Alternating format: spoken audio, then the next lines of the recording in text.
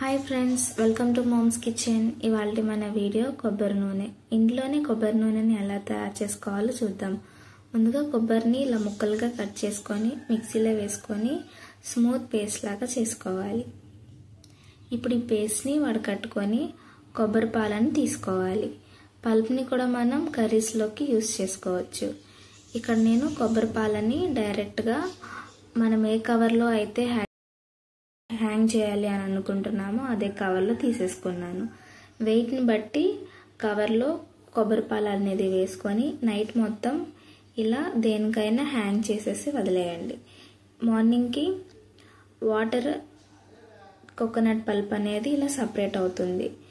ఏదైనా నైఫ్ సహాయంతో చిన్న హోల్ చేసేసి వాటర్ మొత్తం ఇలా తీసేసుకొని కోకోనట్ పల్ప్ని ఏదైనా ఒక గిన్నెలో తీసుకోవాలి. ఇలా నేను 2 కవర్స్కి తీసుకున్నాను. 2 కవర్స్ని ఇలా వాటర్ని పల్ప్ని సపరేట్ చేసేసి ఇప్పుడు నేను బొగ్గుల పైన కలెక్ట్ చేసుకున్న కోకోనట్ పల్ప్ మొత్తాన్ని ఇలా పెట్టుకొని అప్పుడు కలుపుకుంటూ ఇలా ఉడికించుకోవాలి. మనకు ఆయిల్ దీని నుండి సపరేట్ అవ్వడానికి మ్యాక్సిమం 2 అవర్స్ పడుతుంది. మధ్య మధ్యలో ఇలా కలుపుకుంటూ మాడిపోకుండా ఇలా కలుపుకుంటూ ఉండాలి.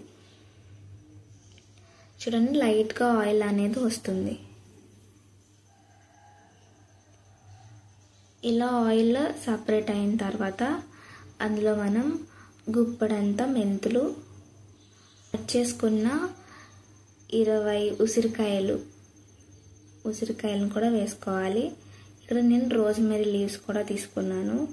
ఇందులోనే మీరు కరివేపాకు, మందారాకు, మందార పువ్వులు ఇవి కూడా యాడ్ చేసుకోవచ్చు. వీటిని 20 నుంచి 30 నిమిషాల వరకు ఇలా లో ఫ్లేమ్లోనే ఉడికించుకోవాలి.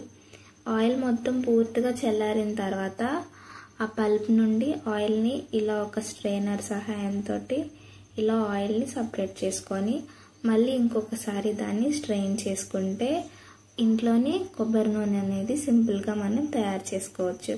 Thank you for watching. Please to subscribe.